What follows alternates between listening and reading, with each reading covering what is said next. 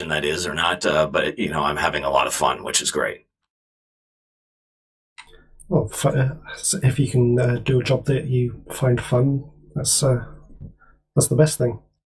Absolutely. It's all about passion. I think it shows in the project too. It's just how passionate I am about the product and about making it great. And that's one of the reasons I'm going to stream it on Twitch this weekend and allowing some other people to play, just because I want to get some feedback to make the best possible game.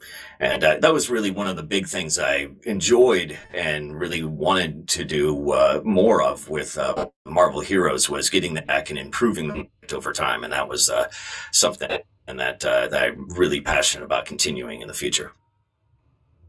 What was it like working on such a different project to the RPGs you're known for?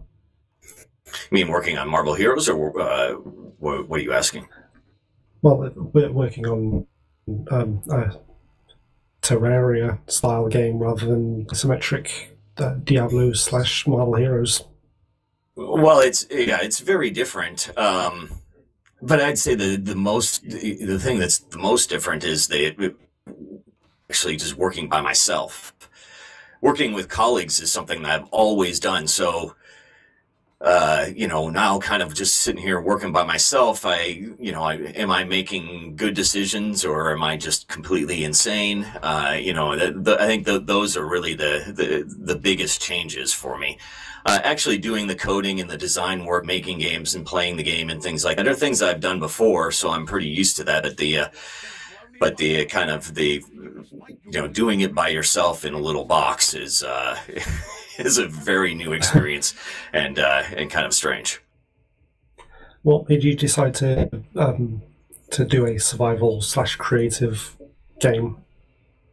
Well, I think that I love these style of games. I played a lot of Terraria and Starbound and Minecraft, and so in a lot of ways, I wanted that kind of experience. But I felt like a lot of those games, without kind of all the mods that are out there, are we're kind of lacking in what I really like in games, which is a lot of more of a point, a little bit of a kind of a loose story, and more of a, hey, there's a clear path and a clear goal of what you're going to do. I like some sandbox to some degree, but I'm not a only sandbox kind of person. I want there to feel like I'm accomplishing something great in the game. So, I kind of want to mix the game Diablo and its kind of loot style and random worlds and random items and random monsters and things like that with this kind of sandboxy feel. And that's really where this came from. It came from a passion of playing those games and really enjoying them, and then wanting to kind of put my own twist on it. Right, that kind of leads into my next question. What makes It Lurks Below unique compared to the other Terraria, Starbound, and Edge of Space, that sort of thing? Yeah, well, I feel like those games mostly are pretty open-ended, and you kind of find the fun or do the fun yourself, and there aren't really goals or anything like that. So getting into a game where it's kind of a clear-cut thing, and there's a lot of leveling, and there's stats, and there's classes, and there's all of the loot and builds and things like that. So it's much more of an RPG than kind of those games in a lot of ways. I mean, I think Terraria's got a little bit more variety than perhaps Starbound, especially instead of Minecraft. But I think that this is kind of like I said, it's infusing a lot of RPG Diablo-ness into the genre. That's fair. I do find, Starbound's the one I've played most of. It is very open-ended. There's, same problem I found with Stardew Valley. It's I like to be told what to do. Yeah. I'm the same way, and having a clear-cut goal gives you a purpose of what you're doing, and that's always been my goal. I mean, Diablo's a great example. your goal is the name of the game, right? So that's it's pretty easy to imagine this is going to be a much more goal-oriented kind of game. Sounds like I'll enjoy it. Right, does anyone else have any questions they'd like to ask? How are you finding because a few other games have sort of tried to do the whole here's a big open sandbox, but also here's what we want you to do. How have you found sort of balancing the player freedom versus here's a story kind of thing? Well, I think it's kind of difficult, but the sandboxiness of the game is fairly, fairly limited. You can sit there and you can work on your base and make it all fancy and things like that. But a lot of the progress in the game is really focused in terms of you're delving down into the world and exploring and fighting monsters and finding new loot and leveling up and those kind of things. And there are clear goals and quests that kind of drive you down and make sure that that you're kind of progressing in the game. You can take time out to make your base more pretty if you want, and add special things and grow different types of crops or whatever. But the real point and the real driving part of the game is much more like a Diablo kind of style. Fair enough. Sounds good. One of our podcasters, Puce, he couldn't be here today. He did. Well, the reason in my email I asked what's if there was anything that was off limits, and you said there wasn't, is because he wanted to talk about loot tables and where the ones in Marvel Heroes differed from the ones in Diablo. Yeah, well, the entire loot system was very different in Marvel Heroes than Diablo, and there are a bunch of reasons why this was. Mainly, technology had changed, and we were trying to use specific tools and things like that that kind of changed some of the behavior, the way that we were going to go. Plus, I think that one of the things that was the most difficult challenge of Marvel Heroes in general was creating loot for superheroes, which was, I always knew that was going to be the biggest challenge, but not being able to see your equipment when you change, your items and items don't necessarily mean as much to superheroes was a big thing to overcome. And so, just from that kind of standpoint alone, it was really important to kind of go with a different theory for the way that the loot was going to work for Marvel Heroes. Does the fact that it was free to play make a bit of a difference? Do you have to approach from a slightly different angle when you've got to also think about making money from a game that you're not selling as well? There are definitely design considerations when you're making a free-to-play game but since we knew what we wanted to sell, which was kind of basically character classes, it was different heroes, you could earn them or you could, buy them. I think that it didn't really affect kind of the nitty-gritty RPG design, not really the free-to-play part, but definitely the superhero part did, but not really the free-to-play part, because that wasn't really ever part of the microtrans, strategy. And so getting in and making sure that the thing that you were going to buy or earn in the game was, clear, that it would just be cosmetic things or it would be, these character classes. I think and that those had a overall meta kind of design impact, but not really on kind of like the stats level. It's really interesting. I'm sure that Puce would have loved to really go in depth with all of this, and but as I mentioned, you've got the game launching tomorrow in a closed beta, so I imagine you've got plenty of things to do, last minute patches and such. So we won't take up any more of your time. Thank you very much for joining us. Hey, it was my pleasure. Anytime, and thanks for having me on. You're very welcome. If you want to check out It Lurks Below, you can find it across Twitch from tomorrow, or you can go to twitch.tv/greybeardgames, that's grey with an A, at the following times: Friday, tomorrow, from 9 p.m. till 11 p.m. PST, Pacific Standard Time. Saturday, the 3rd, from 3 p.m. until 5 p.m. Sunday, the 4th, from 10 a.m. until noon.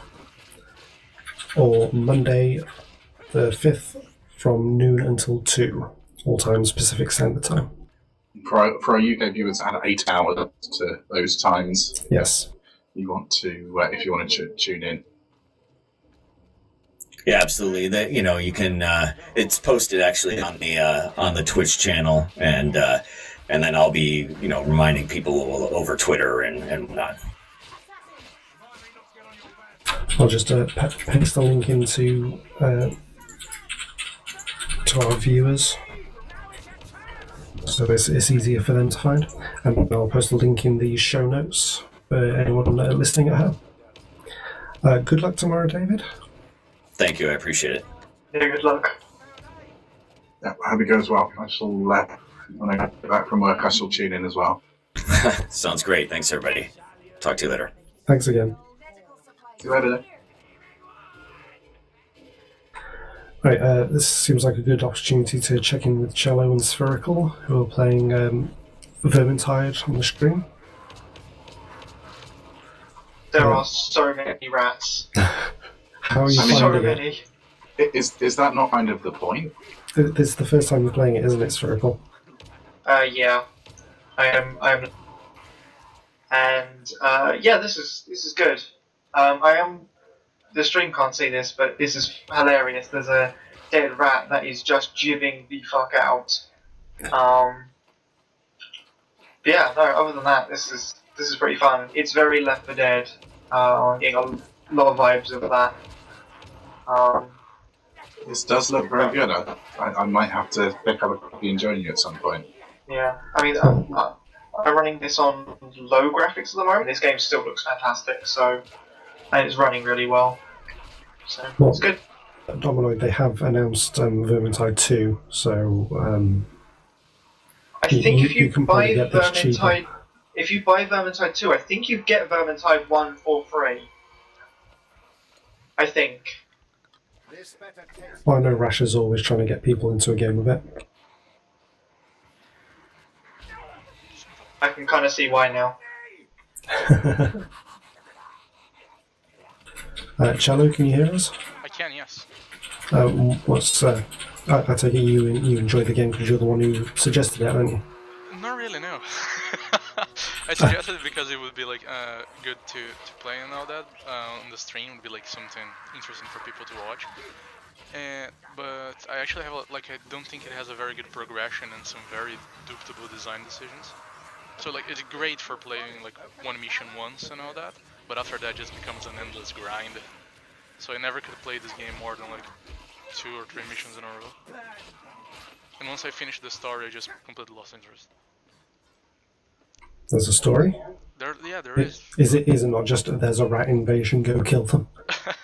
Pretty much, and then you have several, you kind of make your way through the city, and then you start getting oh, save this, get our food, blah blah blah, and to eventually stop the ritual that is coming to kill everybody. And as Spherical said, the graphics are pretty good, and when you see stuff like that, oh, that guy's dead. When you see stuff like the city from above with the moon shining down, that is a very pretty game. But yeah, hoping for the second one to be better. The AI is a little bit special though. In the time when we were off stream waiting for Cello to come back, whoa! There was. Sorry. There was we were waiting by sort of the edge of this waterfront, and the AI kept running around in circles and falling off the edge of the world. It was quite funny. Yeah, for people who are watching the stream, that whole bunch of storm rats, armored enemies, just came straight through the door that was closed. They just walked through the doors, nothing was there. So I was going to open the door, and then 12 enemies walked through. That was fun. I just had a quick check, and you get one of the DLCs for the first game free if you pre-order the second, but not the actual first game. And strangely enough, pre-ordering the second game is currently cheaper than buying the first one. But does the first one come with all the DLC? It doesn't look like that. Oh, I thought it might be. Maybe it was a collection or Game of the Year edition or something. There is a like special edition upgrade on Steam for about 12 quid. Presumably that adds all of that. But yeah, this was just the base game. It's 2 quid more expensive. I mean, it looks like it's worth it, but still. Alright, well, moving on to other topics for this cast. There are 2,000 people who've received a RuneScape mobile invitation. But isn't the point of an MMO that you don't have to leave the house? Well, now you can. You can play it while you're in the shops. Well, that's almost against the spirit of an MMO for me. When I was in my I hear you, yes. What the? I just lost connection in a cascade. It was like game lost connection, Steam lost connection. I was hearing you the whole time. I changed the router and all that. It was supposed to be better, but I actually didn't have any problem with it for the past 2 days until now. So yeah. It knew you were trying to stream today. Yeah, it must have been because I've been playing Total War Warhammer for like 5 hours online with a friend, and nothing happened. In Total War, it's like very finicky. If you lose connection for 3 seconds, it disconnects, and you have to reload. And yep, 5 hours of Total War, no problem whatsoever. Then I start streaming and I get a blue screen, which I didn't have in months. I think last time I had it was like 2016. And then I have connection problems, so I have no idea what's going on. I blame Vermintide, to be fair. All the rats are like bugging the system. Yeah, I blame the game. Yeah. And but by the way, so good boys, cello. And sorry about the delay, but I guess I didn't read it properly, but I thought we were streaming at 8 and the pod was at 9. That's why I was in such a hurry. I wasn't aware that we were starting at 8. I am back.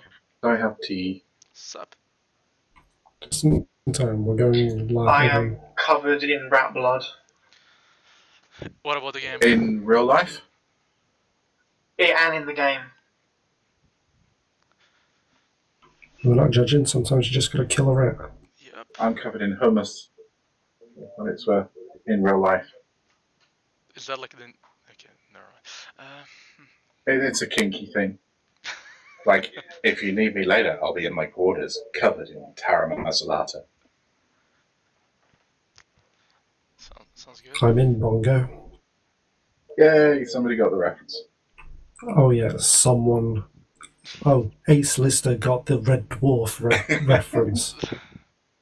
Is Ace Lister something related to the Red Dwarf? Ace Rimmer and Dave Lister are 2 characters in Red Dwarf. Ah, okay. So that is where your name comes from. I have wondered and I've just never asked you. I think I posted like twice on the Game Room forum. Right, anyway, let's I mean, slowly move on picking to up on... Sorry. let's move on to our next story while Cello gets back in game. Because you can't talk about the game you're playing if you're not playing a game.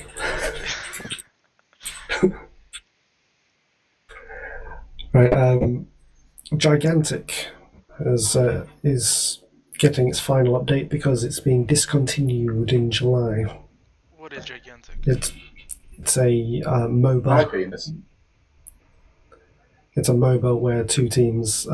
Well, there's a kaiju at each end of the map, and you have to fight your way to the enemy's kaiju and kill it before it can reach a certain point.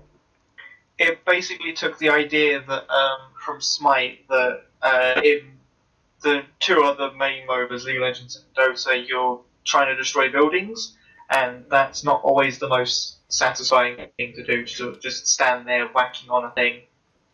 So they decided, what if it fights back?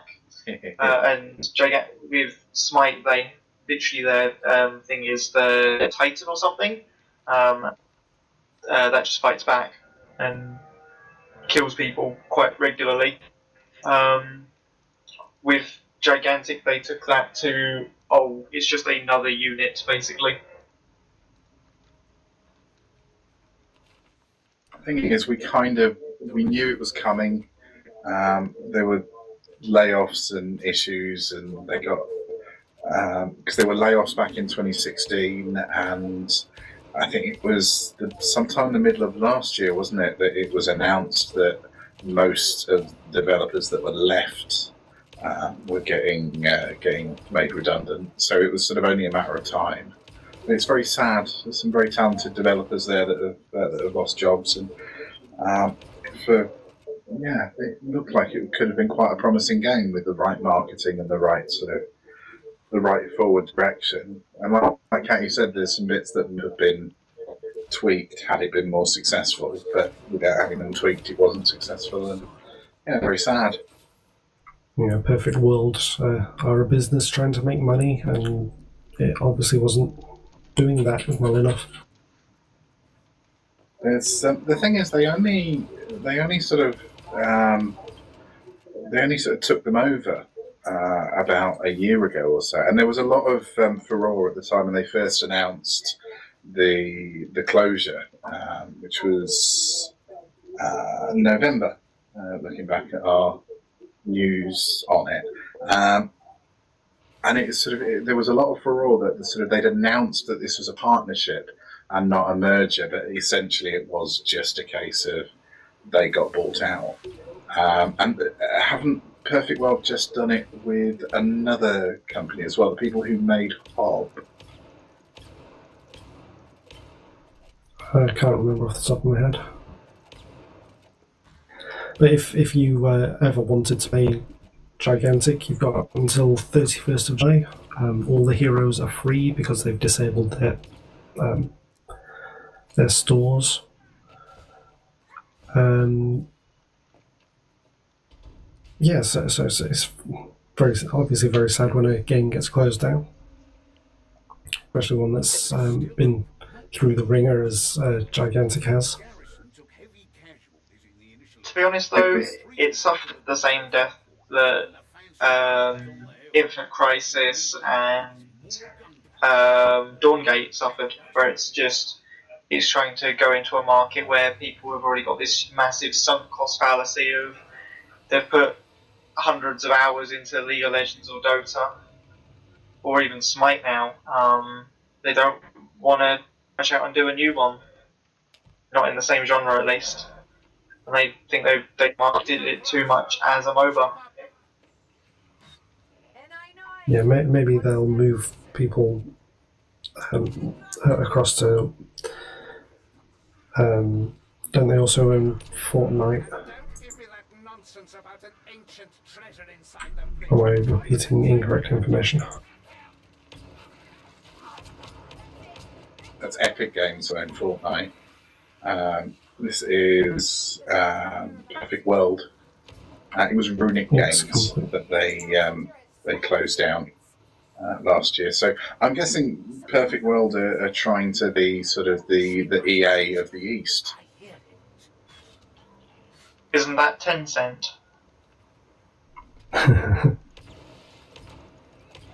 suppose Tencent are doing the churn out loads of games thing, whereas Perfect World are doing the buy out your competitors and then just squeeze them into nothing and close the studio down after 6 months. Yeah, that is much more of EA than Tencent. Tencent are more the PopCap Games, who I know now are EA but weren't originally. I'm getting confused. Basically everyone are owned by EA. I sat down at a bar for too long the other day and EA tried to buy me. It's not now down. If it's not now down, they try and buy it. It's It's either them or Disney. Right, from a game that's closing to a game that's breaking series sales records, Monster Hunter World. It's in the the opening weekend that it's been out. It shipped over 5 million units, which is more than any other title in such a short period of time in that franchise. And to say it's still got the PC release coming in about October, I believe. It's not actually out on PC then? No, it's out on PlayStation 4 and Xbox One. So what? You have to excuse my ignorance. What is it, like Pokemon sort of thing, where you capture monsters and fight them to their death? No, you find monsters and beat them to death. So it's entirely not like Pokemon. So it's just like every other game. Well, there's more strategy. It's basically every monster you see is a boss fight from a 90s game. You need to find the weak spot and then hammer that. Ooh, for maximum damage. Yes. I'm watching a little bit on Twitch now, and it does look very pretty. There's a little guy that glows blue, and there's a bloke in a tavern, and yeah, I'm bored now. Yeah, the original Monster Hunter, I spent most of the time I played it in the tavern drinking beer, because you just hit a button and he chugs from the stein. I just thought that was great. I was easily pleased. I used to do that in World of Warcraft. Just like the fact that everything used to go wobbly and you could walk properly when you got drunk.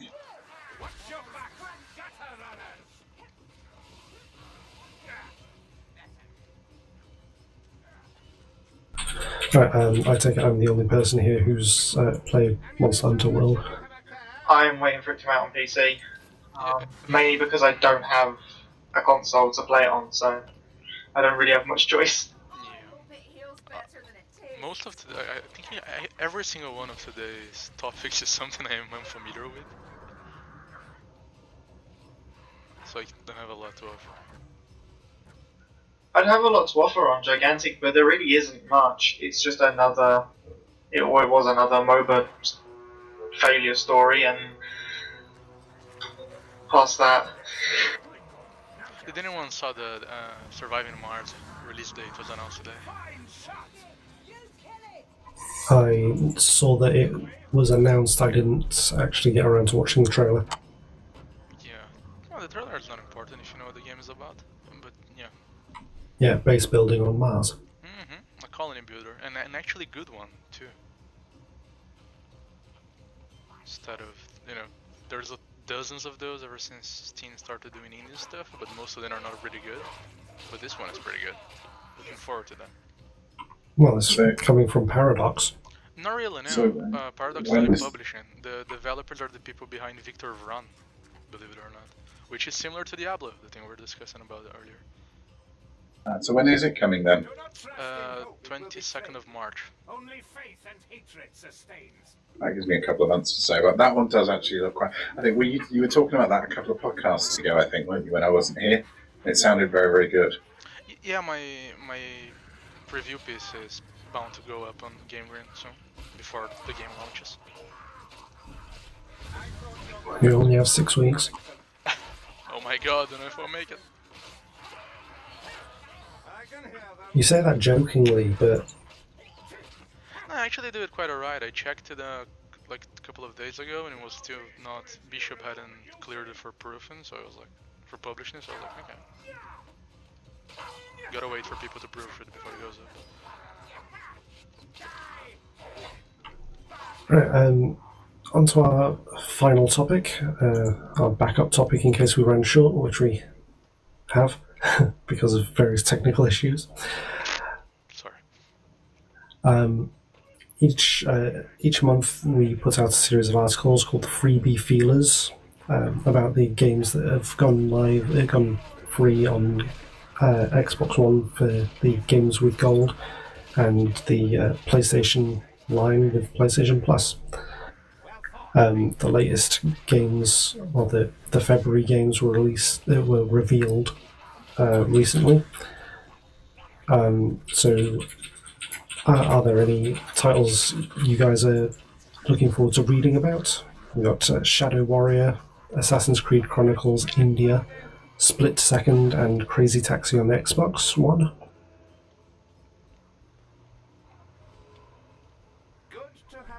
Personally, I never got around to playing Split Second, so I'm interested in. Is Split reading Second about that the Disney published racing game, the one where you have where the racetrack changes and everything explodes? As far as the Disney thing, yes. As far as the rest, I don't know. As I was saying. Yeah, if it's the Disney one, then that's that one. Because it's in a Disney bundle on Steam. That's the only reason I know that. As for Crazy Taxi, hasn't everyone in the world played/owned that yet? I think I've played it on a thingy box. No, arcade machine. That's what I was going for. Yeah, I believe it was originally an arcade game, and then it came to GrinCast, and everything else from there is pulling a Tetris. Oh, I don't know whether this is completely brand new news, but there's apparently a Stargate Origins trailer.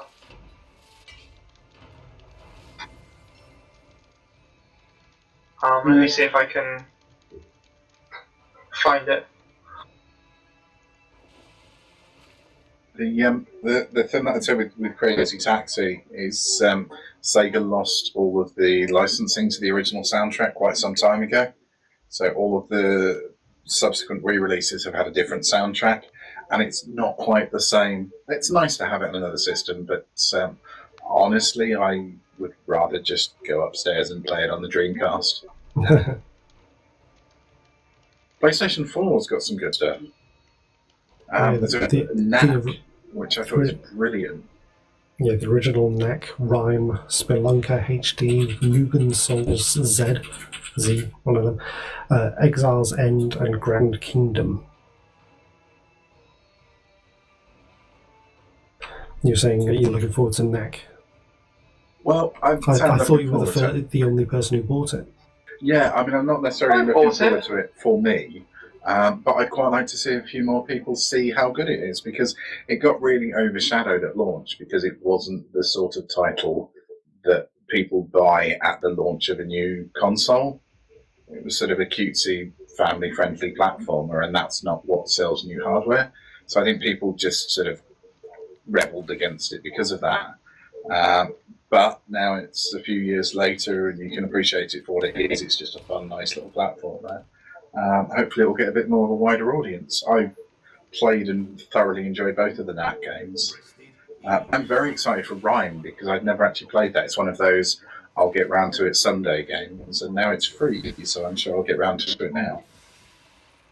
I got NAC as part of the original when I bought my PlayStation 4, mainly because they didn't have the Killzone one bundle. Came to actually me playing Killzone, I thought that was a better game. What happened to Killzone, actually? Because that kind of the PS4 entry pretty much killed it, didn't it? That team went on to make Horizon Zero Dawn. That's the same people. Oh, I did not know that. That does look very, very good. I thought there were a couple of Killzones on the PlayStation 4. Did they remaster? Might have. But as I remember there were 4.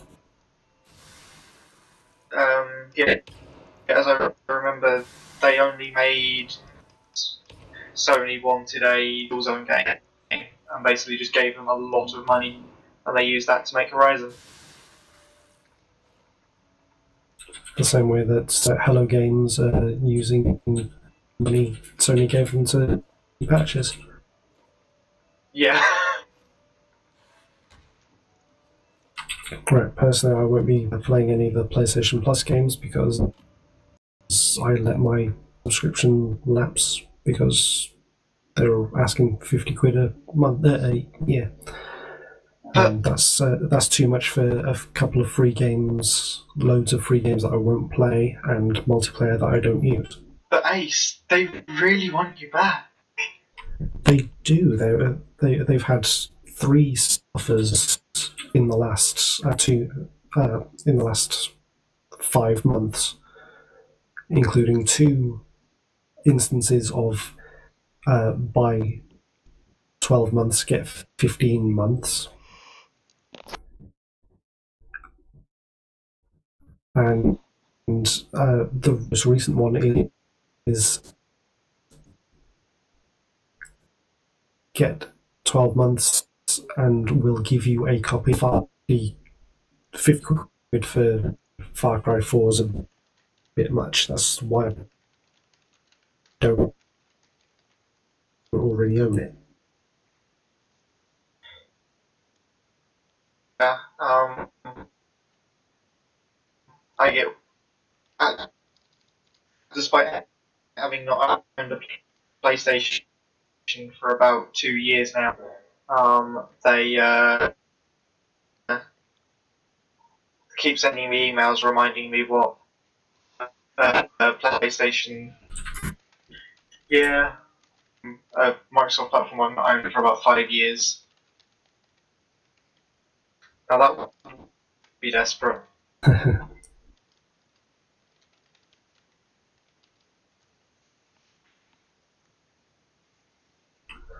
Right, to an end, to the end of the cast, I'd like to thank everyone who's been watching along. So very sorry about the technical issues that Jello suffered. New people the next stream. Make sure you tune in tomorrow. O'clock.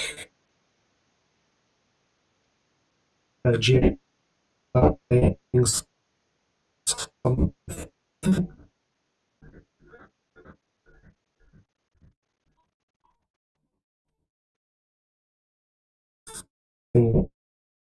Playing today, perhaps Origins, who knows?